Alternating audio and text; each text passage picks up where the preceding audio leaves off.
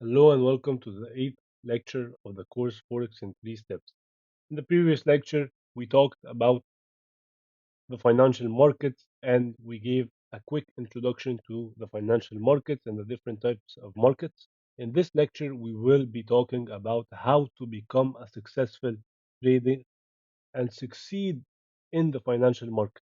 One thing you need to know about trading is that only 5% succeed and 95% of people who trade fail because trading requires a different type of thinking. Humans naturally think in a way that leads to trading failure because trading makes you deal with things that you never have to deal with throughout your life. Trading successfully requires you to handle your emotions in a way that is not required in any other industry. Trading also requires you to become very disciplined, otherwise, you will lose your money and fail. Trading requires you to have a sense of self reflection and journal everything you do, otherwise, you will never improve. Trading can make you see your money increase or deplete totally in an instant, and that is why it is one of the toughest and hardest industries to succeed in. So please be mentally prepared for this industry and for this journey. And again, if you take it seriously, you will become a successful trader. So let's get into it. We talked recently in the previous lectures about the different types of investors and the different preferences in trading. Hopefully by now you have a glimpse of what you like the most and what you want to be. And still throughout this course we'll even help you more with your choice of what trader and what type of investor you will be. But first, let's talk about the types of traders there are. The first type is called the one-dimensional traders. These traders, they learned market analysis, but they didn't learn how to maintain their performance. This causes their equity curve, their account balance or equity curve or whatever you want to call it, like shown here below. The result of this causes them to fail drastically in trading. And as you can see in this example, a person who starts with 1000, even though they have learned market analysis and they can make analysis and make informed decisions, but they did not learn how to maintain their performance and they did not learn how to have the right mindset in trading, and therefore they could not maintain their performance even after 2 wins. These wins were basically not much, and one loss caused them to have a negative balance, and from there on, it dropped drastically. And that teaches us as beginners or as new traders to make sure not only to learn market analysis, whether it's technical analysis or fundamental analysis, but to place the same importance on trading psychology and the trading mindset. The second type of traders are the consistent losers. They don't have a strategy to follow, nor do they manage the psychological side of trading. Essentially, they are gamblers. Because in that case, what's the difference between trading and gambling? If you don't have a strategy, nor do you have or manage the psychological side of trading.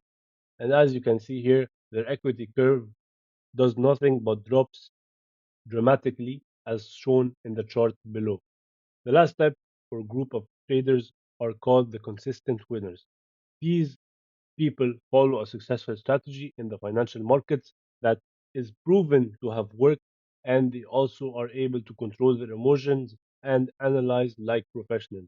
And usually their equity curve will look something like this, where it's not negative and it is very consistent in an incline. With that out of the way, let's talk about the trading stages. And these are 3 stages every trader will go through in order to reach success and reach financial freedom. The first stage is called the mechanical phase.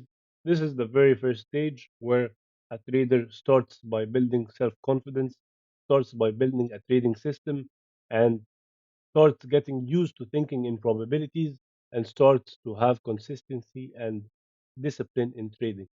This is what we're trying to achieve in the first few lectures of this course, and hopefully by the end of it, and after learning more and more deeply about trading, you will have all the three stages mastered.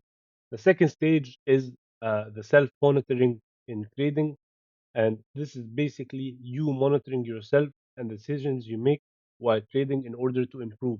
This is also life advice. You have to monitor yourself and monitor the decisions you make in order to improve in anything. And trading is likewise. So how do we do it? Do that. Doing that requires you to do something called journaling. Journaling is basically you recording your trades to review them and improve your performance. There are many journaling platforms. Some are automated, some are manual.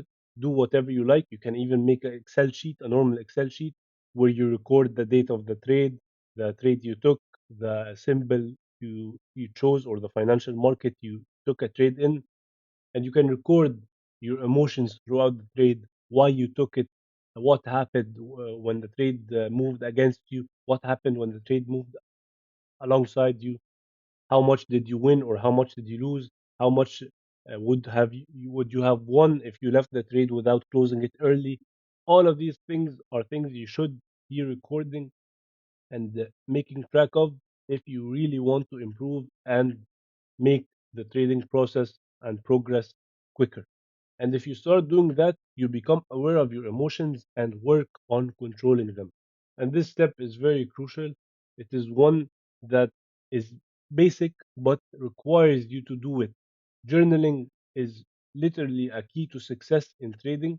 It has really helped me personally with my own experience. As soon as I started trading and being aware of my emotions and writing everything down from start of the trade to the end of the trade, to the end of the trading day, I started improving and seeing much better results.